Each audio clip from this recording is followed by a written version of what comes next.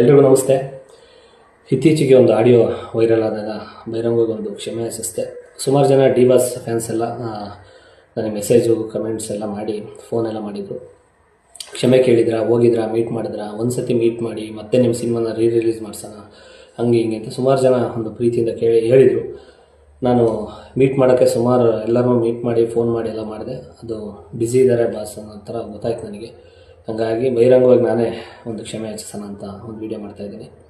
D boss, ದಯಮಾಡಿ ಒಂದು ಪುಟ್ಟ ಕಲಾವಿದ ಒಂದು ಸಂಘ ಸವಾಸಗಳನ್ನ ಮಾಡಿ ಜೊತೆಲಿರೋರನ್ನ ನಂಬಿ ಈ ಒಂದು ಆಡಿಯೋಗೆ ಬಲಿಯಾಗಿದ್ದೀನಿ.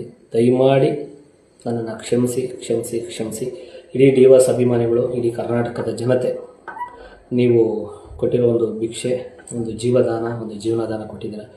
ಈಗ ನೀವೆಲ್ಲ ರಿಯಾಕ್ಟ್ ಮಾಡಿದರೆ ನಾವಿಲ್ಲಿ ಇರ್ತಿರಲಿಲ್ಲ.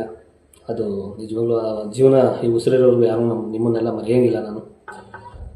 ಹಾಗಾಗಿ ದಯಮಾಡಿ ಎಲ್ಲರೂ ಕೂಡ ನಿಮ್ಮ ಪಾದಾರವಿಂದಕ್ಕೆ ನಮಸ್ಕರಿಸ್ತೀನಿ. ಈ ಪುಟ್ಟ ಕಲಾವಿದನನ್ನು ಕ್ಷಮಿಸಿ, ಮುಂದೆ ಬದಲಾಗ್ತೀನಿ. ಯಾರು ಸವಾಸನೂ ಬೇಡ. ನಾನು ಏನು ಕೆಲಸ ಮಾಡೋಕ್ಕೆ ನಾನು ಕೆಲಸನ ಮಾಡ್ಕೊಂಡು ಹೋಗ್ತೀನಿ ನಿಮ್ಮ ಒಂದು ಆಶೀರ್ವಾದದೊಂದಿಗೆ. ಹಾಗೆ ಇನ್ನೊಂದು ವಿಷಯ ನಾನು ಹೇಳಿರಲಿಲ್ಲ ಇದುವರೆಗೂ. ನಾನು ಮನೆ ಕಟ್ಟಬೇಕಾದ್ರೆ ಊರಲ್ಲಿ ನಮ್ಮ ಮನೆಗೆ 69,000 ರೂಪಾಯಿದು ವೆಟ್ರಿಫೈಡ್ ಕೊಡಿಸಿದ್ದು ಡಿ ಬಾಸ್ ಫ್ಯಾನ್ಸೇ. ಅವ್ರ ಹೆಸರು ನೆನ್ನೆ ಕೇಳಿದೆ, ಹೇಳ ನಾನು ಅಂತ. ನನ್ನ ಹೆಸರೇನು ಹೇಳ್ಬೇಡಪ್ಪ, ನೀನು ಕ್ಷಮೆ ಯಾಚಿಸು ಸಾಕು, ಮಿಕ್ಕಿದ್ದು ನಾವು ಮಾತಾಡ್ತೀವಿ ಅಂತ ಅಂದರು. ಹಾಗಾಗಿ ಇಷ್ಟೆಲ್ಲ ಸಪೋರ್ಟ್ ಮಾಡಿರೋಣ ನಾವು ಯಾವತ್ತೂ ಬೈಯಲ್ಲ. ಉದ್ದೇಶಪೂರ್ವಕವಾಗಿ ಮಾತಾಡಿದರೆ ನನ್ನ ತಲೆಯಲ್ಲಿ ಇರೋದು, ನಾನೇ ಮಾತಾಡಿದ್ದೀನಿ. ಅದು ನನ್ನದೇ ವಾಯ್ಸು, ಇಲ್ಲ ಅಂತ ಹೇಳ್ತಾಯಿಲ್ಲ. ಬಟ್ ಉದ್ದೇಶಪೂರ್ವಕವಾಗಿ ಮಾತಾಡಿದರೆ ಹಿಂಗೆ ಮಾತಾಡಿದ್ದೀನಿ ಅಂದ್ಬಿಟ್ಟು ಸ್ಟೇ ತರೋದೋ ಇಲ್ಲ ಏನೋ ಆಡಿಯೋ ಡಿಲೀಟ್ ಮಾಡಿಸೋದು ಏನೋ ಒಂದು ಮಾಡ್ತಾಯಿದ್ದೆ. ನನಗೆ ಪ್ರಜ್ಞೆ ಇಲ್ದಂಗೆ ಒಂದು ಟ್ರಿಗರ್ ಮಾಡಿಸಿ ಮಾತಾಡ್ಸಿರೋದು ಪಕ್ಕ ಪ್ರೀ ಪ್ಲ್ಯಾನ್ ಮಾಡಿದ್ದಾರೆ. ಬಟ್ ನನಗೆ ಗೊತ್ತಿಲ್ಲ. ನಾನು ರೆಕಾರ್ಡು ವೀಡಿಯೋ ಕಂಪ್ನಿಗಳು ನಾನು ಓಪನ್ ಮಾಡಿಲ್ಲ. ನಾನು ಆ ಕೆಲಸನೂ ಅಲ್ಲ. ನಾನು ಕೆಲಸ ಮಾಡೋಕ್ಕೆ ಬಂದಿರೋದು ಬೇರೆ.